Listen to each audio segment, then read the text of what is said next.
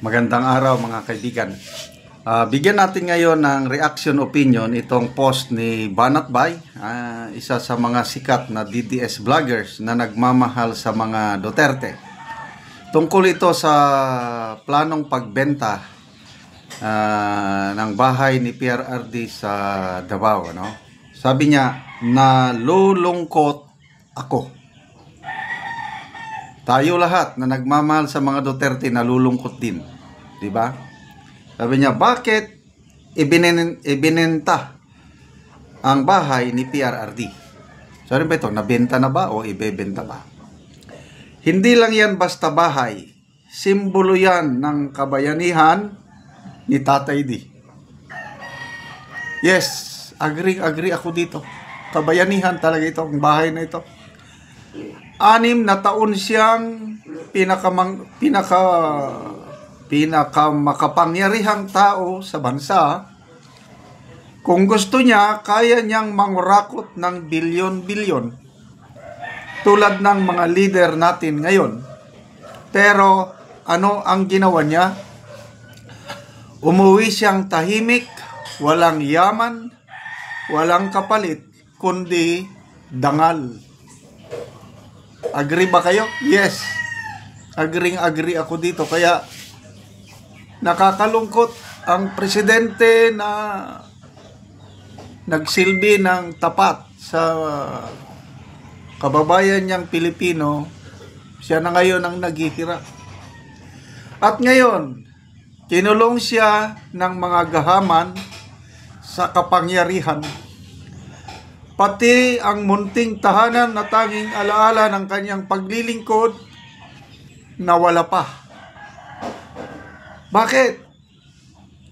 Sana naman may makatarungan at makabuluhang dahilan kung bakit kailangang ibenta ang bahay ng isang tunay na bayani. Kung wala, nakakahiya, nakakaiyak, nakakagalit. So, nakakalungkot nga. Halos hindi ako makapaniwala na kung naibenta na ba. I hope hindi pa naibenta. Kasi kahapon nagpost si Lance Duterte na tinanggal, nawala na yung for sale house and lot for sale sign. Nawala. So sabi ni Lance Duterte, ang apo ni Tatay Digong, either nabenta na or nagbago ang isip ni Ma'am Hanilet Abansenya. So yung mga nagtatanong, bakit ibebenta?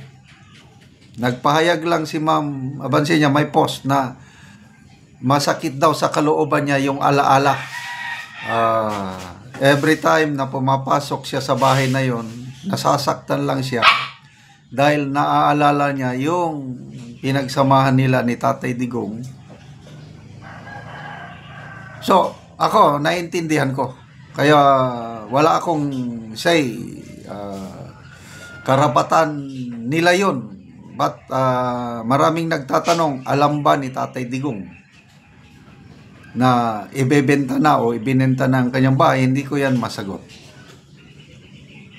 But ang tanong is, ano naman ang masasabi ng kanyang mga anak?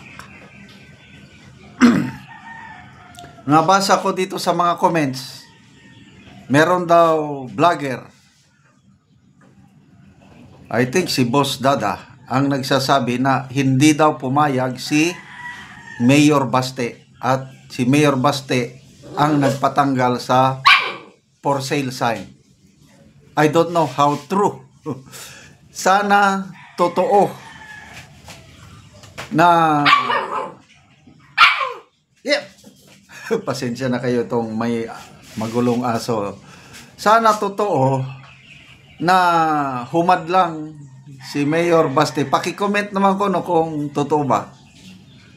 Kasi sa ngayon, wala pang kasiguruhan kung nabenta na o wala pa. Basta natanggal lang yung house and lot for sale sign. Umaasa ako na hindi sana nabenta. Kaya lang kung nabenta man, ay wala na tayong magagawa.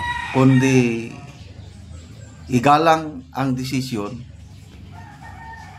ng pamilya, meaning family, si Ma'am Hanilet at saka si PRRD, kasi lang na si BP Sara nagbigay siya ng pahayag na nagsuggest siya, parinig ko lang sa inyo na ano after May 12 election,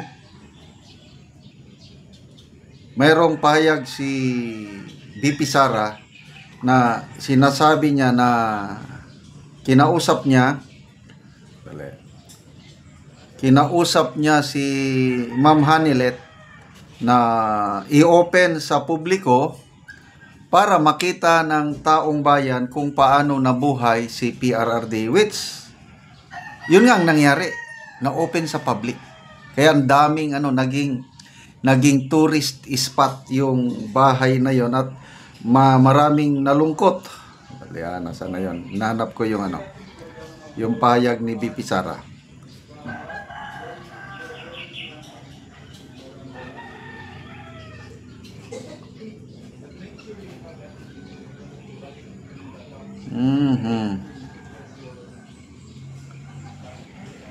Basta sinasabi niya na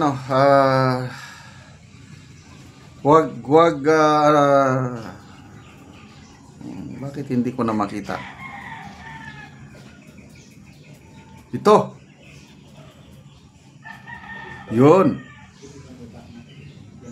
Ako kay Hanilet, kasi bahay nila yan, sabi ko, buksan mo na lang para sa mga tao, para nakikita nila kung saan ba kumain, si Pangulong Duterte, saan siya natulog, ganon.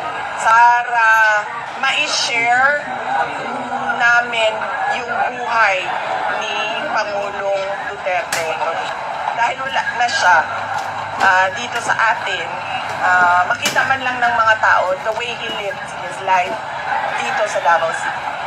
Ako kay Hanilet, kasi bahay nila yan. Kinausap niya si Ma'am Hanilet. Ibig sabihin, ang magdi-decide si Ma'am Hanilet at saka si PRRD. So, ang mga anak, pwede kausapin. Kaya, sana totoo yung sinabi ng isang vlogger na hindi daw natuloy dahil hindi pumayag si Mayor Baste. Pagdasal natin na hindi na talaga maibebenta ang bahay.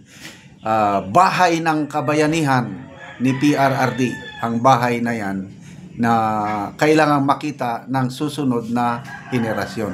Sa mga hindi pa nakakita, biyahe na kayo sa Davao. Ako, nakita ko na. Kasama ko ang aking wife at ang aming unang apo.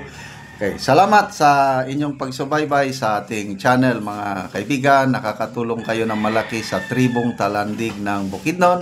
At namimigay tayo ng livelihood assistance sa tribo. Nagpapatanim ng sayote, saging lakatan at Arabica coffee. Panoorin nyo ang video na ito. Nako sa saging lakatan ni Manoy Boy, og muna ni ang una niyang tanom og mga maayog yun og dagko na pod. Mayang buntag ya Manoy. Mayang buntag pod. Oo. Gabuno ka Manoy. Oo. O gawas nga hinlo padayon pod silang Manoy ani sa pag-abono.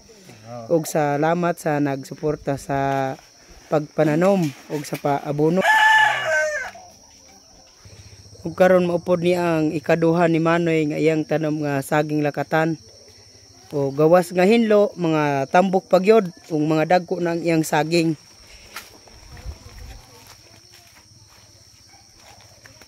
So upadayon silang Manoy sa pag-abono. O kini ang among saging lakatan 2,000 ni kapin. So daghan-daghan gyud ni. So karon mananom na pod mi og kape. Ug karon gawas sa saging nga lakatan nga tanom ilang Manoy nananom pod sila og kape. Kining kape tag 25 ani ang kada isa ka punuan. Ang among pagpalit.